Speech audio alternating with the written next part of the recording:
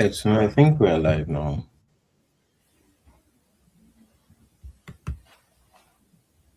Good evening. Can you hear me? Yeah, I can hear you. I can hear you. Okay. Good evening, everyone. Thank you for joining tonight's Home Circle session. I'm joining from Lagos, Nigeria. So, good evening, good afternoon, good morning, wherever you are joining us from. My name is Itunolu Adebayo, and I'll be your moderator for tonight's session. Thank you for joining.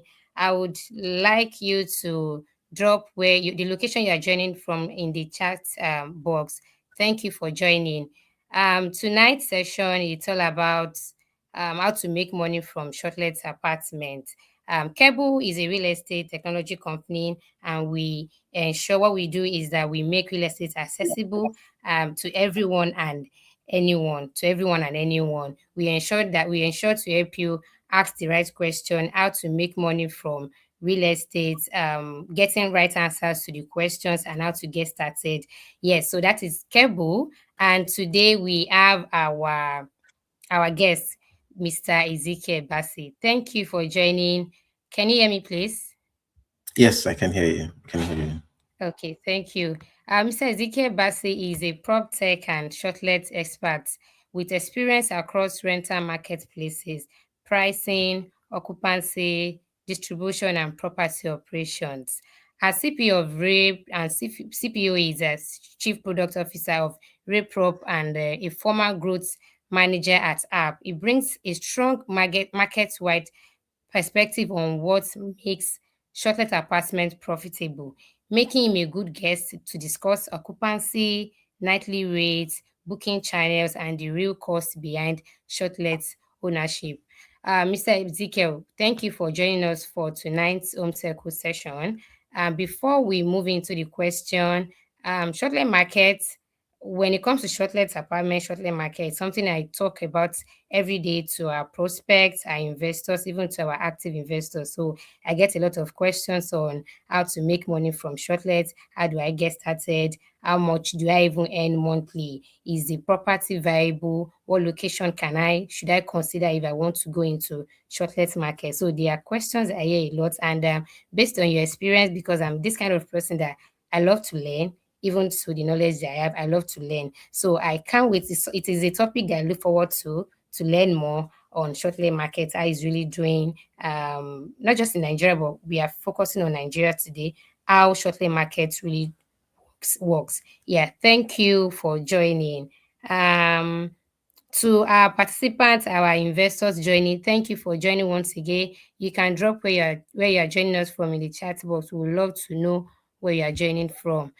Without wasting our time, I think I would move on to our questions. So before I move on to the first question, I would like to confirm if Mr. Ezekiel is ready for us tonight. Yeah, I am. Yes, I am. Okay. All right. Thank you. So to the first question, it says, okay, we have Ahmed Brown from Middle East. Ahmed Brown is joining from Middle East. Thank you, Ahmed. Thank you for joining. Yeah, so to the first question, which says, what is a shortlet? So we want to start from the basics. We want our investors, our prospect to understand what we mean by shortlets. Then before we move ahead to understanding how to earn income from it. So the first question will be, what is a shortlet and what makes them a unique business opportunity in the rental market? Okay, so a shortlet is just like a Nigerian name for what like the West or the rest of the world know as short-term rentals. Another name for it would be Airbnb, but Airbnb is actually a company, not like a name, but because they're one of like the first players in the space, it's almost as if the entire industry is now like a synonym for them. So what actually makes it a viable opportunity, fundamentally, is the fact that for people that own properties, they have the opportunity to gain extra income from it, typically above the if what they would get if they choose to rent it, say on a traditional basis. I'm careful not to use the word annual basis because it's possible some people listening So as either now or later may not be used to that setting. For instance, in Kenya and I think Ghana, to parts of Ghana, rent is still typically collected monthly. So the annual one that we are used to here in Nigeria may not always apply. But the whole idea is that for short let, you get to earn more as net earnings compared to what you would if you were just renting normally. So I think that's one of the fundamental business opportunity there. All right, thank you so much. Thank you. So shortlet apartments, based on what you said, is it's a business idea where you earn income from. Some do it monthly, they earn their income monthly, and while some get theirs annually, right? No, no. I think this clarification is very important so that we build the Okay. basis for it. What I was comparing the shortlet against what currently exists as a traditional rental. For short-term rental, Okay. the value proposition is that if you compare it side by side with traditional rental, which in some places, like here in Nigeria, traditional rental is annual rent typically. Some Annual, other yeah. areas it could be monthly rent. You get that? If you compare, like say, oh, I'm paying say X amount for this my apartment costs X amount if I'm to rent it normally. Shortlet can Yeah. give 1.5x, they get Yeah. 2.5x of that same amount. So that's the value proposition that if you compare it against traditional rents, typically it performs better. All right. Thank you for that clarification.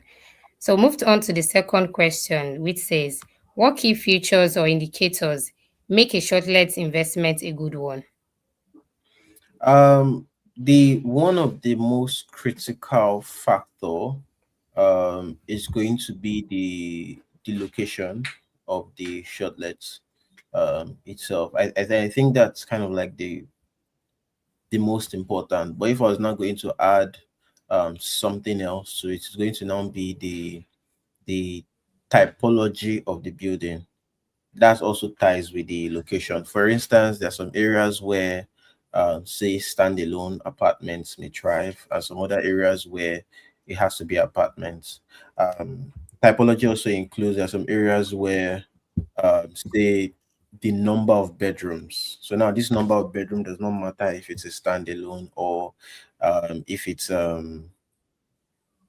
standalone or if it's what's the word now, as part of like an apartment block. Do you get? So those typology needs to be put into consideration as one of the critical factors of whether or not that shortlet is going to succeed. Right. Thank you. So some of the indicators are the location, typology, the type of the building. Yeah, so I think those are the things I picked. Thank you. So the third question would be, what areas in Lagos are currently strongest for shortlet demand, and what actually drives bookings in those locations? So I'll start from the obvious. So maybe like the less obvious. So one of the obvious where people would probably say would be Lekki Phase One. Lekki Phase One has like the highest single distribution of short-let apartments in the entire Nigeria. So the statistics actually puts it at over 1,000 in Lekki Phase One. There are entire states that don't even have up to 1,000 short-lets. But next to it would be Ikeja. But Ikeja is a bit nuanced because by Ikeja, of course, the prime area there is Ikeja GRA, but then it starts to spill over to other core areas in Ikeja. And interestingly, we've been starting to see some increasing opportunities, which some people have been able to take advantage of in places like Ajao Estates, somewhere that is close to like the airport road and things like that. Because for some very odd reasons, besides the legacy hotels that are there, there've not been a lot more activity within that area. Another one I would also mention would be areas between Lekki Phase One and Aja. So that particular axis, but very specifically Ikate. I'm saying very specifically because there are some areas that is actually bad for shortlets, maybe due to what's the word now? Due to perception of its having a shortlet, for instance, in somewhere like Agungi is a red flag. You do a lot, even if maybe your area is not flooded or things like that. But Ikate seems to have found its place in that um Lekki, everybody knows that it's getting saturated. Nikate offers some of that promise that it can now, because of its close proximity to the Lekki Phase 1, and now sits somewhere between that Aja they get on one side, and then Lekki Phase 1, Victoria Ireland on the other side, with a new string of some level of affordability and accessibility that neither of them they get, both the extreme on one side Aja and the extreme on the other side Lekki Phase 1 can currently provide. All right, thank you so much. Thank you for highlighting those locations. And just like what I said the other time when I was speaking to prospects and investors, I try to inform them that one of those reasons why we chose this apartment in this location is that the location is actually a prime location. We considered some factors, which are those that you've listed out. Thank you so much for for that. So before we go forward, I noticed your camera is, I think maybe it's network. It's not moving. Can just try to work on that. Okay. Let me try, but you can hear me, right? Yes, I can hear you. Okay, let me just try to stop and Okay. All right. Before Mr. Ezekiel joins us back, if you have any question, you can drop them in the chat box when it's time. I'll take them and we'll be able to answer them as well. Thank you.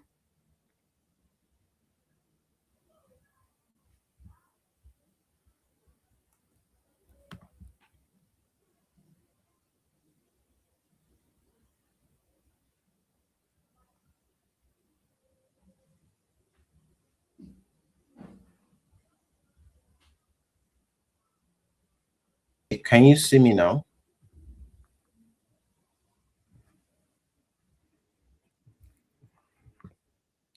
Welcome.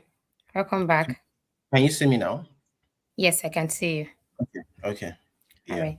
Thank you. So before you left, you were talking about the what locations we should consider, why we should consider those locations. And you gave an example like Ikate and Agungi. Agungi is mostly flooded, so we should consider that in the locations we are choosing. Thank you for that. So we'll be moving on to the next question, which is what is a realistic occupancy rate for a well-run shortlet apartment in Lagos today? Um, I, I think maybe I could try to rephrase that question Okay. because, or rather, I would answer it, but I just need to provide some context. When Okay. dealing with shortlets as a whole, the goal is actually how much net earnings can you get, and so it's a bit tricky. So it's now like a dance between price and occupancy rate. So the conversation around occupancy rate cannot be, you can't have it in isolation of price.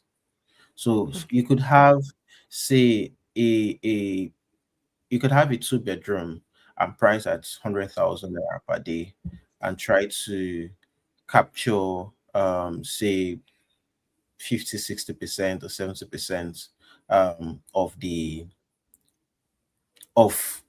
like calendar dates, or you could price at 175K. Now that's almost two times. So if you're looking at, if you're fine with say a 70%, now at 35% you'd still be fine. Do you understand? Because it's still the same Yeah. outcome in terms of what you're going to get.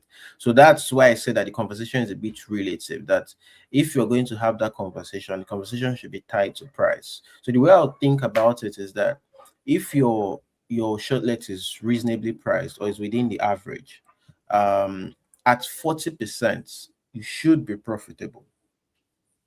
You get, so now Okay. I'm answering the question, but I'm answering it backward. But a realistic occupancy rate, at least based on a Dallas report from last year, was 60%. I don't agree with that. I think it's more closer to 40, because sometimes the concept of having an average based on a poll might be a bit misleading, as opposed to actually getting the median over a very long stretch. I don't know if anybody that like maybe probably a bit conversant with statistics may understand me. Let me explain again. Like for instance, we could take a sample size of say Okay. 100, try to find that average from that 100. Um, or we could take a sample size of say 1,000 and try to find the median price of that. I feel like that median price will probably give us a bit more accurate understanding of what we are getting, rather than the average. So I would say it's more closer to say 50 than around like the 60 that they had mentioned. But my 60. hypothesis is that if at 40%, you should be profitable. If you're not profitable, then your operational cost is either too high, or your price per day is too low. Hmm. Okay. I got that. Thank you. Um, Based on that question, I have another question, and it says, at what occupancy rate does an apartment usually start becoming profitable? Okay, so I think I've already answered that, but again, just to kind of like play it safe, typically at 60%, even if you're not that efficient, you'd be you'd be profitable. And 60% is actually not as ridiculous. That's somewhere around like say 18, 19, 20 days occupancy every month. You should be profitable even if you're not that efficient. But actually at 40%, you can, if you are efficient or you understand how the operational efficiency works. All right. Thank you so much.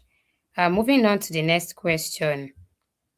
What should a shortlet owner or operator consider to set the right nightly rate? The very first thing to consider is the okay, let me again rephrase this. One of the mistakes people make when trying to get into shortlets, if you're getting an apartment as a shortlet investment for shortlet, the actual price of the shortlet matters. So you probably want to consider an apartment that is not that expensive. So at this point, trying to say you're getting purchasing an apartment in Lekki Phase One for shortlet, it's, except maybe you have maybe a really good marketing team, you may not win. A more viable one would then be Kate. So you get, I'm trying to go somewhere with this. So that the price of the apartments is one of the factors, because that's what tends to now affect how much you're going to price per day. Next one, of course, is now like the actual capex cost to set up the apartment. People tend to use very, very fancy thing. And to be honest, the nicer your apartment, the more price you can command. But again, it's like the law of diminishing returns. It reaches a certain point where, if no matter how nice it is, you can't command any more on this price if you're stuck in a certain location. Maybe that could call it like in quote disadvantage of real estate, that it's not mobile. It has opportunities, but it's not mobile. So there's only so much you can do in a certain location for pricing, or else you'll just run out of business. So based on that, having those things cleared out, one of the key things to now look out as a apartment owner is power, the cost of power. And I'll try to deconstruct it so it's not just looking very, very arbitrary. It's commonplace now. I think understanding from even what like Keble is doing now, for entire block of apartments to be done solely for the purpose of investment for shortlets, stuff like that. And if that is the case, typically the apartment is going to be managed by, say, a facility, and you likely have a single fee for generator and power. That cost per kilowatt hour is the single greatest enemy that anybody that is looking to get into this business needs to understand.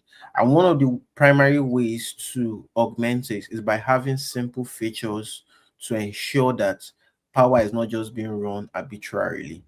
Arbitrarily in this primarily when not in use. Because one of the other things people have done, and I think communication can actually sort it, is that they are trying to cap the amount of power each person, each guest can actually use. I don't subscribe to that, because the whole concept of the shortlet was that you're getting an, in quotes, unlimited supply of the space. You understand, for a fixed Yeah. period. So you don't then come to cap it and then be like, oh, if you use more than this, you have to pay. That doesn't make any sense. Instead, there are Mm. opportunities to cut, where probably maybe through IoT sensors, spaces that is not in use, things go off automatically. They get like those simple stuff.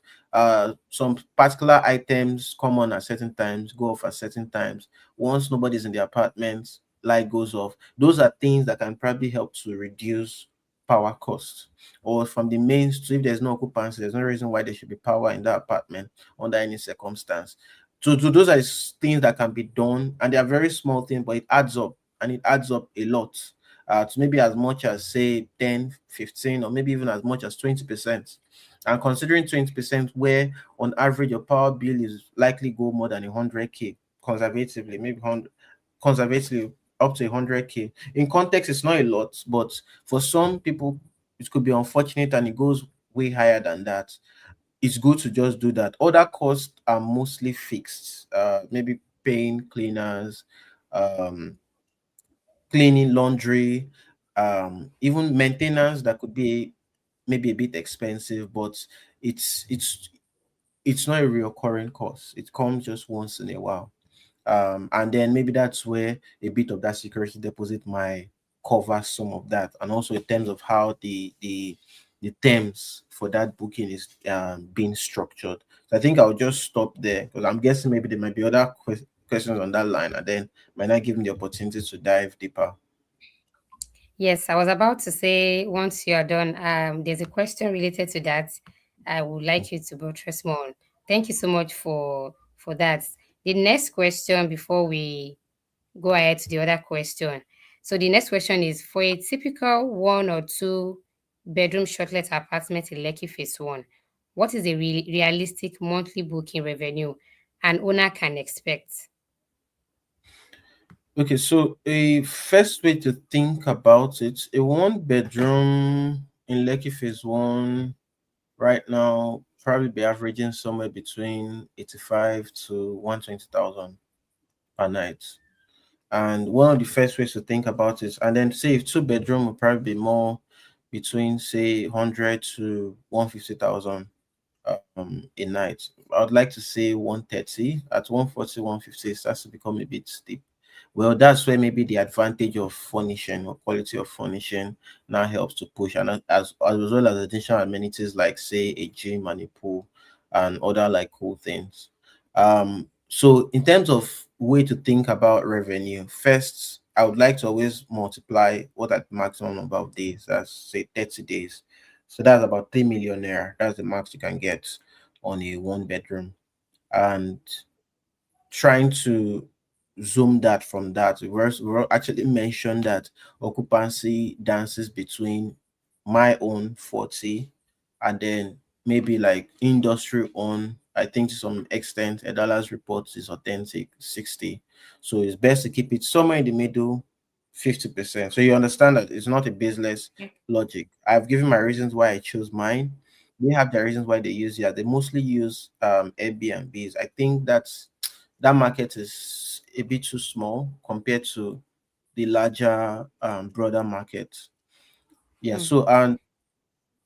so at 50%, that's already now gives it, a say somewhere around like say 1.5 million in revenue um per month. I think that's in a way that kind of like is a way to use as a way to estimate it. And if someone is quite efficient, um typically 40% max, or it's typically 25 to 40% of that will be the operational cost. So you can be netting maybe like a million or two as net income.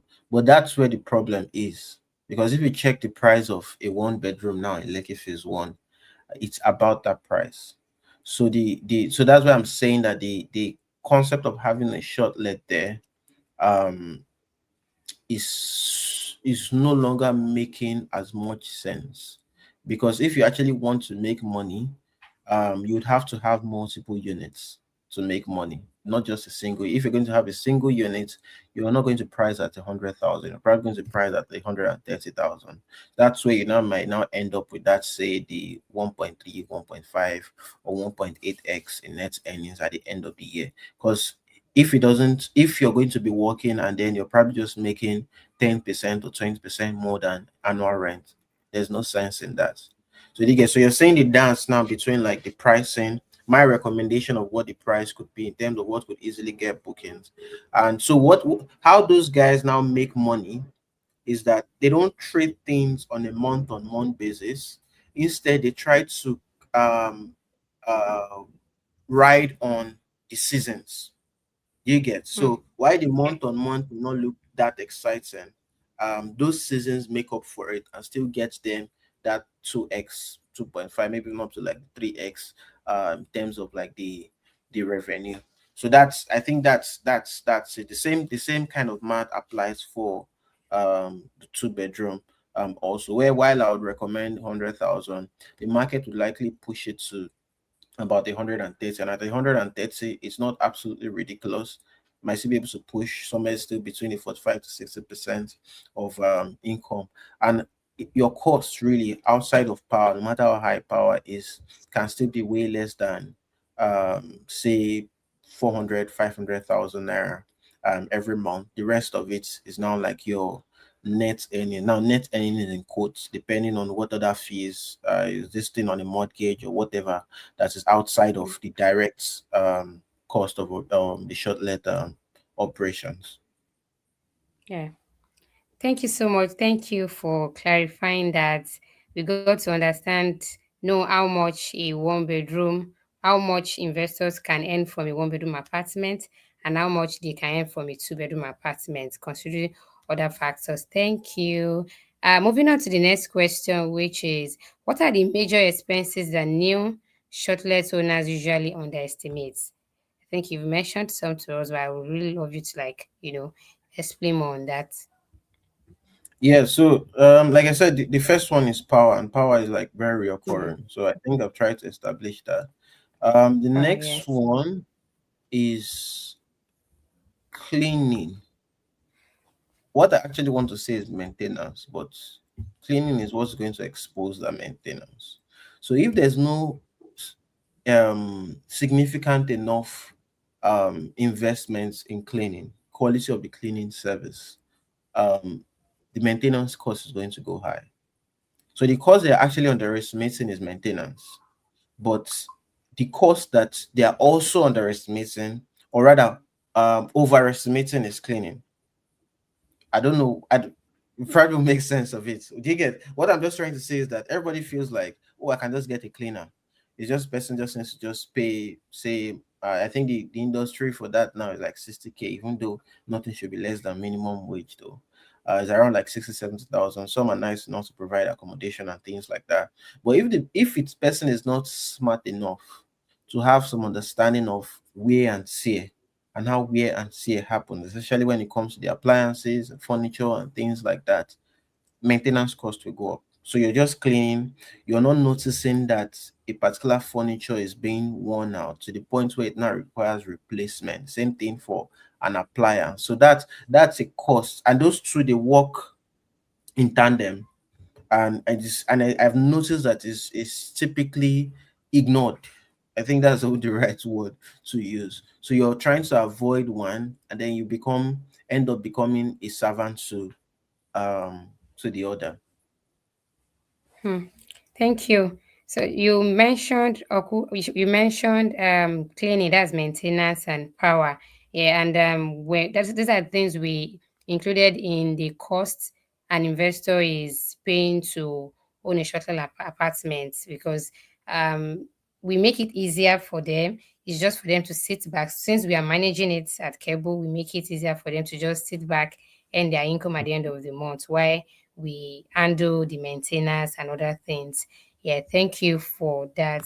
The next question is, if an apartment makes 1 million naira in bookings in a month, Roughly what percentage should an owner expect to keep after operating expenses? Um, so it varies. Again, it varies. So it's but at for 1 million naira, any owner that is not able to get 600 net, I mean there's something broken somewhere.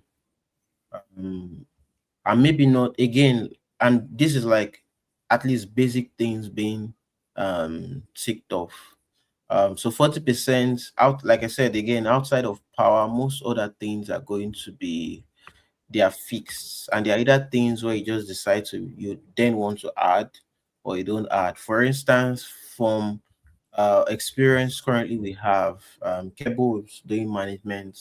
Rayprop currently is even on the infrastructure side um, of trying to make this distribute this shortlet to platforms that need it. We've come to understand that people don't really care so much for cable TV. You understand? Hmm. They instead like everybody, but you have to have Netflix and Prime. So you understand? So there's like a change going on. Wi-Fi is still not even more critical than ever. So people that used to get away with loading, say 50 gig per month, it can't work anymore. You need to just get a fiber, whatever fiber is on the market, or Starlink for it. So those are the other variable costs that they are not significant, but then they also tend to add up in its own way. But yeah, my magic number is that 40% should be able to cover most of the costs, and the owner should be able to get 60% as net um earnings. But again, there are nuances. I will put that caveat now, and there are nuances. Some apartments probably even go as low as 25%, and others might go as high as 60%, depending on some of the nuances around there. But 40% seems like a very good stuff. All the what if all things are in place. And yeah. All right, thank you. So I think at Keble we also we book 40% for maintenance. We even include insurance in that. Why the 60% goes to the investor. I think that's a good one. Yeah, thank you. The next question is, what are the basic ways a shortlet apartment can look busy but remain unprofitable? Sorry, can you repeat the question? Okay, shortlet apartments can look busy but remain unprofitable. Okay, if I get you correctly, are you trying to you're asking maybe trying to understand in what ways can maybe short-let apartment look busy, uh, but they are not actually profitable, or did I get that right? Okay, so busy in the sense that okay, the apartment gets bookings almost every time, but at the end Hmm. of the month, the is not profitable. It's not Okay, something so to really like to the yeah. first thing will be their pricing. Mm, Yeah, so the first thing will be the pricing. So there are some, for instance, there's actually a price point. For instance, now I've given the context for Lekki Phase One based on the prevailing rent. There's actually a price, and it's worse if you're doing what they call a master lease. That's rent to rent. There's a price point below which you will not be profitable. And any person that is doing shortly that doesn't know that, that's just sad. For instance, the number is somewhere around like yeah, it's actually very, but typically someone trying to sell a 4 bedroom at 50,000 naira per day. It would be a mm, miracle if you're profit, and by profit I literally mean that you're able to cover your costs, not even maybe make any money on it. So mm, that's the first thing. The second one would be the quality around like the operations, like if there's a lot of inefficiencies around the operations, and but the key parts around that would be now be maintenance. There's a reason why hosts tend to collect security deposits, and imagine you're very lenient, you're very kind, you're very nice, and there are no clear enforceable terms on damages. You have a 55 inches TV, and it's broken, and you just let them go.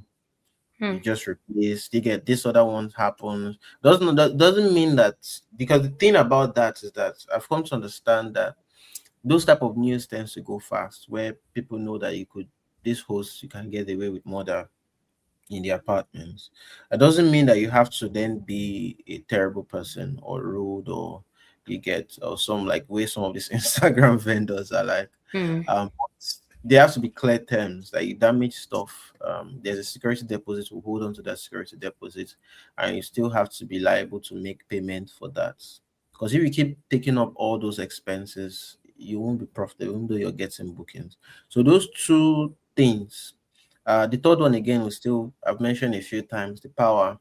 We have access to an apartment. Interesting is also in a Ikate, where they've changed their facility manager several times because they felt like they've been screwed over. And I've looked at the document, and it's hard to argue otherwise.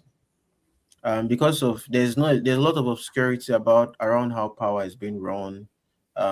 Considering there are not a lot of units in the apartment and things like that. So those are the kind of ways where you could be making money, but you're not really making money. I know another apartment, Lekki Phase One, where they spend about 100,000 naira for 2 days stay for power, and I feel like that's, by every standard, is ridiculous. I can say that categorically.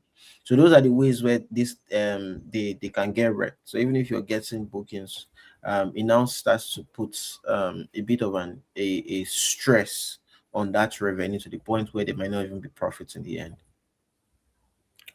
All right. Thank you so much. That is well detailed. Thank you. To the next question, what are the biggest reasons? Okay, we've taken that. How do furnishes? So the other time I mentioned that there's a question that connects to a question I asked. So now we are there. How do furnishing, photography, reviews, and guest experience affect occupancy? So it's a and B question. The first one is, how do furnishing, photography, reviews, and guest experience affect occupancy? Why the big question is, where should an owner spend money, and where can they avoid overspending? So you mentioned one on how they can avoid overspending on power. So but I would Mhm. love that you speak more on furnishing, photography, reviews, and guest experience. Okay, for furnishing, again, and I touched on that earlier, where I was saying that it obeys the law of diminishing returns. There's a certain spend s- you would go to, you get, say, 80,000. Someone pushes that boundary by a few million in their furniture capex spend, and they're able to conveniently command, say, 120,000. But then there's only so much you can actually do. So say you want to command 300,000 per day uh, for a one bedroom, you start to just be looking like a joke. Hmm. You understand? So that's it. So is what I would always recommend is that, if is that the focus should always be the net earnings. It's not how much you're charging per day, it's how much can you get as net earnings. That's absolutely critical, because if you're not able to figure that out, whatever you charge will not really matter, because you know people tend to now want to charge just really high amount because they spent a lot on furnishing, and it's not always that linear, because they've not sat down to actually even realize, okay, after everything, what am I getting as net income? The one of the bad players I've seen as a pattern is hosts that use their personal accounts, don't have a proper business setup for this. I noticed that pattern. They're the ones that tends to always feel like every other month they're taking their prices up, because they don't they feel like they should be making money, but they're not really making money, because there's no real clarity on what their expenses are. So the furnishing directly affects that, and I think that's one of like the biggest driver. The nicer it looks, the more price you can actually get. I think is worth investing in, but only to a point. only to a point. Um, the second one that you mentioned, photography, of course, it's still only to a point, but in proportion, of course, you shouldn't spend more on photography than you spend on furnishing. But in proportion, if I'm going to rate which should come first, like for instance, say furnishing is 100 naira, photography is 10 naira as maximum budget, I would say probably you should not spend more than 14 naira on furnishing or 15 naira. But for photography, you can go as high as 18 naira. The reason One of the reasons why Airbnb blew up was that when they started, they told people to list their extra rooms and things like that. But then they realized they were not getting booking. In fact, for like 6 months, they were getting the same amount of money every Hmm. week, earnings revenue for like 6 months. Then they now realized the problem, that the photos those owners were uploading were really bad quality. And Hmm. what they did was, a response to that was that they actually went to those properties, got standard cameras, and took professional photos. And with that single decision, everything changed. Hmm. So that's an investment that is what. So because there's the sense of feel of the space is in the photography, and I won't take it a notch further, that you shouldn't have a shortlet where there's also no video, because there's Hmm. only so much that photography can show. Photography gives you a very strong sense of the space. Video captures information that photography might not be able to properly capture. So those two things are what's investing in. That if you have a budget for it, be comfortable going almost all the way for that budget for photography. The third one is reviews. Well, Yeah. that's also like extremely critical. One of the first layers to make sure you have reviews on, maybe is on the Google search, and of course maybe internally within your own platform and things like that. But people, you expect that people will trust Google search more than your platform, because they'll probably think that you're gaming it and all. But Hmm. getting those reviews there is, helps to start to build trust, in terms of how people experiences were. But reviews in itself mean nothing if you've not invested, or you're not investing in guest experiences. Like absolutely nothing. What you just be getting will be mediocre to bad reviews. Maybe once in a while, decent reviews. But if the investment is not very intentional, you won't get a lot of great reviews. So I think that's where the least on the quarter will be bothering about reviews. Because reviews also, is not for people to come online, is that they actually tell their friends about it, and people keep coming back to the same apartments for years. We had clients like that for literally for years. Anytime they're in the country, they want that specific apartment. So it's not a thing of trust. Where on one side they like the host and how the host handles things, on that side they like us because of how we handle support. They get, so they keep coming back for that same thing. So that's where the guest experience work. And guest experience, we tend to create some mystery around it. But the first layer of it is that they want this space because they want some level of comfort, in that the space itself is decent, the space is clean, the space has power, the space has water, the space is easy to access. Those five things. Hmm. Yeah, so it's those, and before you start going on to mystery where you're putting candle lights for them, you understand, or some parade for them to get in, or maybe giving them merch, all those things, you have to first get these basics right. And also, more importantly, if any of those basic things break, what strategies do you have in place to quickly mitigate it? So that's what builds the foundation block of guest experiences. And if guest experiences fail continuously, you'll be out of business in a couple of months. Hmm. That's it. It's I don't know whether it's a sort of like karma or something. Even new guys for some reasons won't come, and definitely old guys won't come back. Retention is going to be really high. Yeah, and also it also gives, I think it naturally gives some level of, you're no longer confident to push that apartment. And that's what I've also seen. They're not confident anymore, to the point where you then start to say that, oh, they've put it up for annual rent.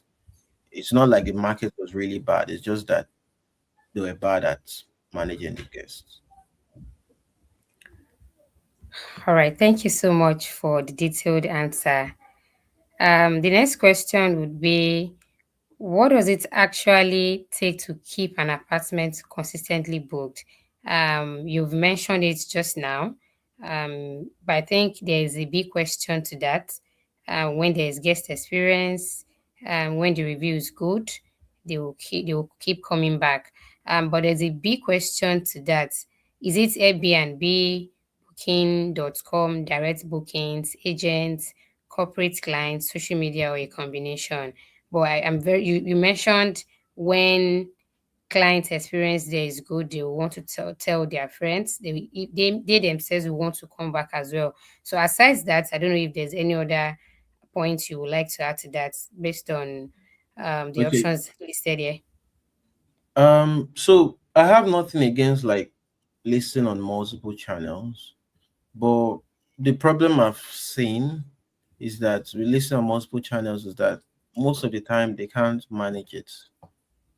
Some tools, the best most tools are able to help you do is that they'll say, oh, if you list on multiple channels, you have a single place to manage the booking, which is nice, but it's not really the management of the booking that hosts are interested in. They actually want to get bookings, and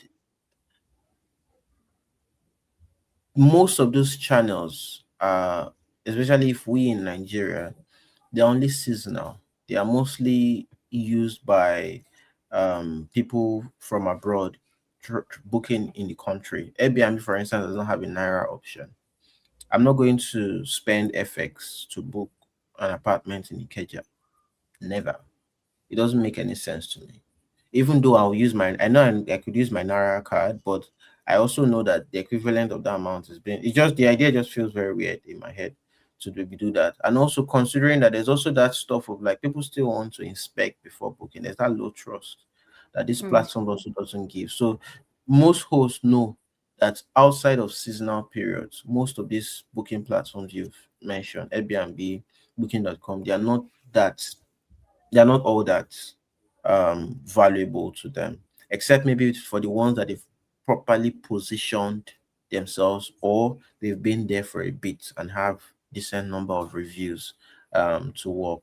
Agents, as long as you're doing shortlets, agents will still be like the most primary part, but they have their complete headache by themselves. As a host, you don't want to be interacting with like 50, 60 agent. What some of these agent hosts do is that they just create a group to be sending availability for their apartment, and then people reach out to them manually. Well, nothing wrong with that, but it's still inefficient. And it's one of the things that again Rayprop was just trying to solve, where a host could just leave, like maybe for instance, Keble you just list the apartment once on the platform, and this time is distributed across several hundreds of platforms at once. So anyone that is looking to integrate shortlets as part of their offerings, they get that access. So this time now we're able to reach the agent directly. So those same cable apartments now, we also have a pool for like internal booking link for agents. They get it at a much discounted rates where they can resell. So it gives agent that confidence that they have like a depth of inventory. They get access to thousands as opposed to the few they know.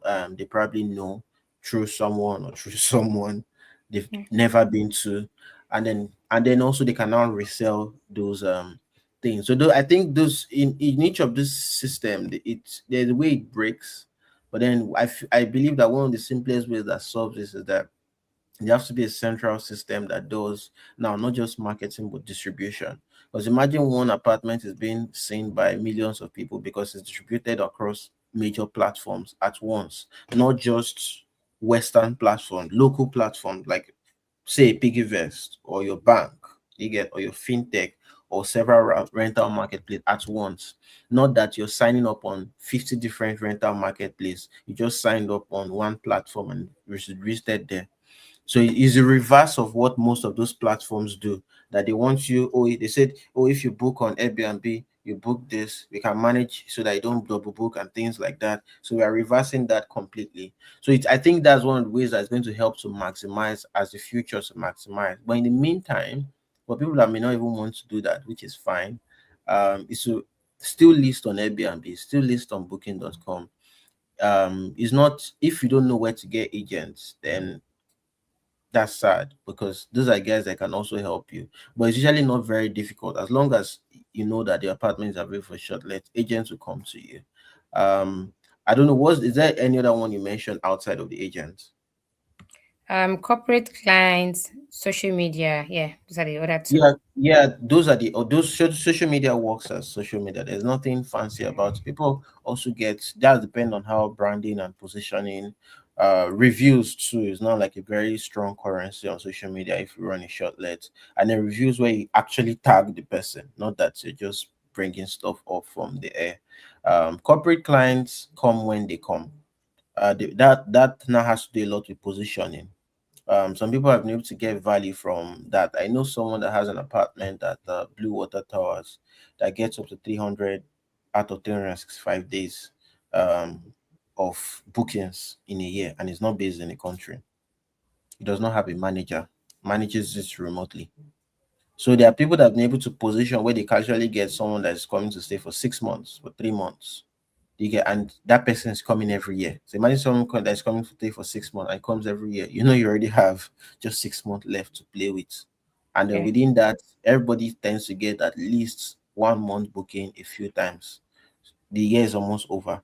So that's one of the advantages that that can give, but it's positioning now that makes a lot of that difference. All right. Thank you so much. The next question, I think you've answered it. Yeah, when you mentioned Rayprop rather. But then I'll still ask, and I just want to confirm if it's something you've answered. But to me, I think you've answered. For someone who wants to own the property but doesn't want to run the shortlet themselves, what should they look for in a shortlet manager or management company? Um, s- One, it's I, I think I think that's one of the conversations I'm currently having with the community. That the Okay. mistake people tend to make, if your intention is shortlet, first and foremost, you want someone that can give you bookings, even above someone that can manage. Um, Let me rephrase that. You want someone that is incentivized to make you money. That's the Hmm. proper way to phrase it. Because that way, that single statement now cuts across how the person will manage your apartments, how the person will find ways to cut costs so that they can give you more money. Because you give him can be that, is in the more money you can give me, you get more money. So you understand, as opposed to the concept of traditional management is that they are trying to find ways to maximize revenue. And I'll say the quiet part out loud. For most management firms, they don't really make money from the management. They tend to make most of their money from power, Hmm. either how the amount that they're setting for tariff. That's the ones that are doing both power. If you're a power management company, no problem. Go ahead, right on. But if you're a facility management company also dabbling into power, that's why it's not tricky unless you're very transparent about it. But some will claim to be transparent that, oh, whatever amount of diesel we are getting, we take 10% of it as commission. But the truth about it is that if they say they are delivering 50,000 1,000 liters of diesel, they actually bring 1,000 liters of diesel. But where the problem is in the kilowatt hour they are charging the residents, especially for the ones that they do what they call blended tariff. Blended tariff is a kind of tariff where grid, that's IKDC, EKDC power, and generator is put together into one tariff. Band A, for instance, is like 208 kilowatt hour thereabouts. You get generator typically will be somewhere between like 400 to 600, maybe 300, 400 or thereabouts. Some places can get it as low as 500 kilowatt hour for both of them. But anybody that is not charging maybe 1,000, 1, 2, 1, 3, especially for areas that are not highbrow, is a flag. And that's where the problem management is. But someone that is coming in as with the primary goal to make these shortlet owners money, they are the ones that will actually do well. So to anybody that's looking to do that, that's one of where you want to capture in that, that the incentive is to make the host money, especially when the contract is tied that it's only when the hosts make money that those guys make money. So they are more incentivized to find ways to now cut operational costs so that the net earnings uh can increase. All right. Thank you. We talked about management fee the other time. We talked about how much should we set aside for maintenance, clean, and all of that. I don't know if this is applicable to that as well. And the question is, what management fee is reasonable, and what should an owner expect the manager to handle for that fee? So it varies right now. So most management guys maybe they'll just charge 10%, but that 10% is like their own money. It's not Okay. has anything to do with the operational cost. And for the operational cost, I prefer that instead of just putting like a blanket fee, that you lay out the actual costs. You understand? When you lay out because the actual cost is the actual should be the actual cost. She didn't just tell me that, oh, for every money that comes in, we're going to collect the 40%. Even though I've mentioned 40%, which even though I also know that it tends to end up around that. You get, but the range is actually like 25 to 40%, or 25 to 60%. 60% being if there's probably something broken somewhere. But you still have to like lay it out because that shouldn't be your money. You shouldn't be adding markups to those type of sum too. So I think that's just one of like the fundamental um difference. Yeah, so that's that. I think that's it. So 10% plus the actual cost, it will likely end up as a total of around like 40% of for that, which will now cover the management. That's maybe like power costs, the paying of the cleaners, maybe money set aside for maintenance, which you still have to remit if they are not actual maintenance costs, or prove that the money was actually being spent, Yes. utilities, subscriptions, and things like that, as well as like other costs as associated with running it. Yeah, we're running it. It is tricky part whether or not the management also involve running ads or also involve heavy marketing. So that's now make the conversation a bit nuanced. But I still think that that 40% should cover for it, except maybe there's now like a specific agreement between the host and the manager. All right. Thank you. We are left with a very few questions. So, the next question is, what number should every Shortlet owner track every month to know whether the property is performing well? Hmm.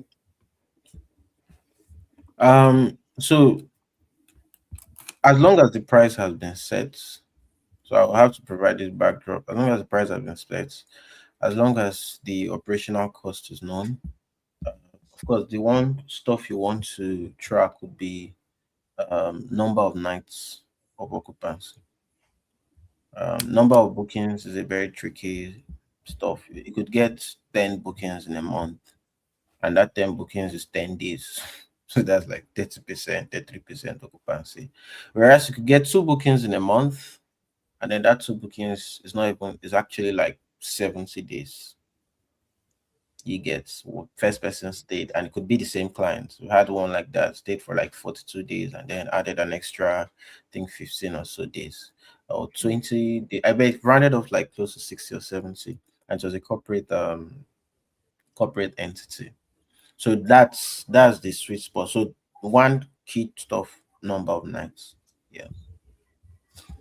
All right. Thank you. The next question is, what are some mistakes you see first time Shortlet investors make repeatedly? They poorly priced the apartments, and by poorly Hmm. now, because people are trying to stay err on the side of caution, they tend to now come up with a ridiculous pricing for it. Like say things like your one bedroom is Hmm. going for 220,000 because it's in VI. Good luck to you. That you understand. It's not like they can't make Okay. money, but just that it's always good to just start from a moderate price and then let the markets then go with time. You've already spent a lot of money. Why are you in a hurry to get it back without first understanding what works? You get, so I Hmm. think that's a Yeah. mistake people just tend to make. So it's just pricing it wrongly. That's one of the make mistake new guys tend to make. Because I know some guys that have been in this space. I think I would mention they're one of my biggest guys, and I hope they say it. Ladder has the most one of the most affordable apartments on the market. and I think it's intentional. So, in terms of our contributions to them, we've probably done close to about maybe around like 50 million in booking between us within the last 1 year. And people keep coming and doing long stays because the price is affordable and they are not particularly new in the space.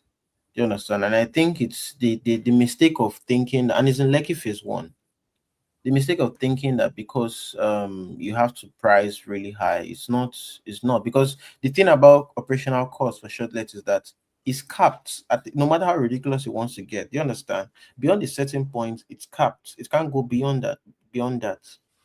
So as long as you know that, you focus on high occupancy, you'll be fine.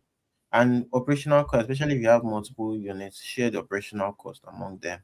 You're still going to make money from that. But then the point of thinking that you want to price it really high and someone magically think you're going to get high occupancy, they don't tend to always work together.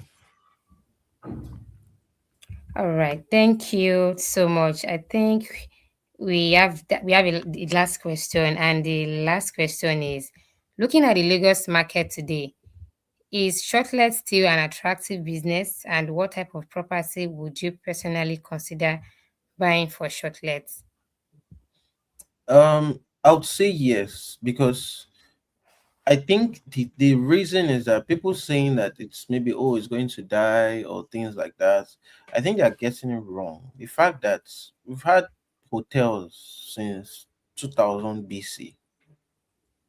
Um, Shortlets are like that, but they're just giving you access to an apartment for a day, the same way you have access to a room in a hotel for a day.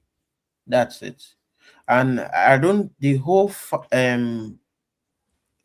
rigmarole around it, I don't quite understand, because fundamentally it's not much different from a hotel, but just that the reason people choose it over hotels is that the expectation of the experience that is better than a hotel, provides a lot more privacy and provides a lot more amenities that especially within your immediate space, not shared space, than a hotel would give. You get? So I think that with Yeah. those fundamentals, it's not really going anywhere. It might just evolve. The pricing might be forced to come down. It might now be optimized for longer stays. There might be some accessories like what Airbnb is trying to do. That's something we've been thinking about at Ray. Additional amenities that is tied to stays. Concept of nomads might, I believe, it will pick up again. Nomads, that is people that stay in different cities.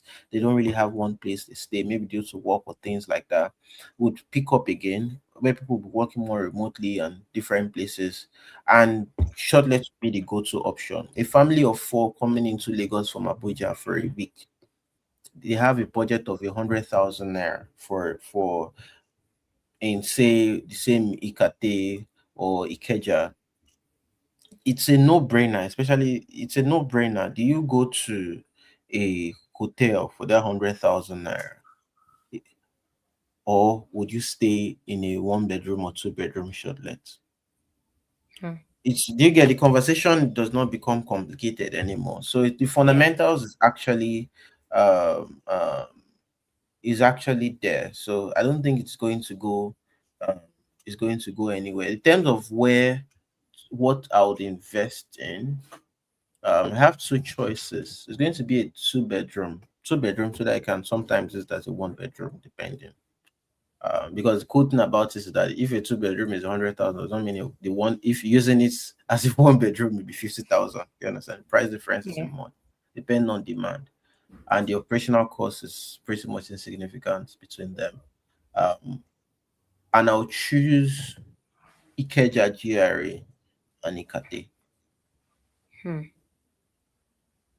Okay. Thank you so much. Thank you for providing detailed answers to all of these questions. I've learned a lot. I've relearned, I've unlearned. Thank you so much. So from our participants joining live, Oluwaseun David says, thank you for the explanation. You've really done justice to those questions. Thank you so much. And before we wrap up, you mentioned Rayprop the other time. I would love you to talk more about Rayprop to our audiences, our participants joining. So in maybe 2 minutes, you can just tell us about Rayprop, what you do. Okay, so Rayprop, it's fundamentally is like we are making an infrastructure play for shortlets. In the sense that instead of in the sense that instead of people maybe going about to different platforms to book shortlets that may or may not be verified, we are aggregating all the shortlets starting from Nigeria and then expanding to other areas, verifying them, and making it available to any platform that needs it via API. So, as a customer, the truth is that we may not be the most valuable to you, but will be very valuable to platforms you're used to, whether the platform is a bank, whether the platform is a fintech looking to add additional. I know most banks now are tuning into lifestyle, where you can Yes. now book flights, you can book cinema. So Shortlet is not far fetched. Whether you're also like a fintech looking to add value added services, or whether you're a rental marketplace and you don't have the budget to start spending to get hosts on board. We have already done all those hard work where we have maybe single hosts that have maybe like 20, 30, 40 units between them, and we've verified them, we vetted them, we take full liabilities for anything that happens on the apartment side and all of that. And we're not making available to anyone that needs it. So as platforms, also as agents, you're trying to get into the shortlets and resell shortlets. You don't need to be worried about, oh, this shortlets or the person that gave me this apartment, how much this person is scammer and things like that. We give you this stuff at prices that even if you go to the shortlet owner yourself, you won't get at that price. Due to the kind of interactions we've had and contracts we have with them, and then you can now resell to people. So the cool advantage of it is that the shortlet run is coming again. So there's an opportunity for, especially if you're just an agent, you just have a smartphone, you can sign up and start to resell shortlets because the demand will come and then earn from that. Same thing also for like travel agencies looking to diversify and increase it. So those are the kind of like segments we actually serve. So we've aggregated it and now we're distributing it to platforms via APIs or widgets, and then to other individuals through internal links to resell the shortlists to their own customers using like customized kind of like private their own kind of like websites um and our own inventory. All right, thank you so much, Mr. Ezekiel. We are rounding up now. Thank you to all our participants that joined. And just like what Mr. Ezekiel said, he has answered every of our questions, and he talked more on location. When you're trying to invest in shortlet apartment, one of those things you should consider is location. And right on Keble app, we have a number of shortlet apartments in prime locations like Alagumeji Yaba, that is Buckingham Estate. We have Bradford Suits in Akoka Yaba. We have Declan Residence in Ikate. You mentioned Ikate the other time. We have Phoenix in Lekki Phase 1. We have some that are completed already, like Regal Apartments in Surulere. We have Nova Apartments in Ibadan as well. And before picking this location, just like he said, we looked at the location. We saw that this project will be viable, will be profitable in these locations. For these offerings that I listed, we have them on the app for investors, first-time investors that are joined today or active investors. You are looking to venture into shortlet market. Maybe you have other real estate portfolio, but you've been thinking of venturing into shortlet apartment. I hope the questions we had today and the answers provided to them had done justice to your questions. We'll be rounding up now. If you have any question, you can reach out to us. You can connect to us on our social media platform, Instagram, TikTok, LinkedIn, Facebook, even on YouTube. We have a number of videos that explains how you can venture into real estate, shortly markets, any form of real estate option you would love to go into. And if you want to talk to any of our partners, some phone numbers will be dropped in the chat box for you to reach out to. You can also connect to us directly on our social media platforms via the links dropped in the chat box. Thank you so much for spending your evening with us. Thank you, Mr. Ezekiel. Thank you for spending your evening with us. Uh, this will be the end of the session. And before I go, we have this home circle session almost every time, and it's mainly for our investors or new prospect to learn more about real estate investment. Thank you so much, and that will be That will be the end for today. Thank you. Thank you. Enjoy the rest of your evening. Bye. Thank you. Thank you. Bye. Bye.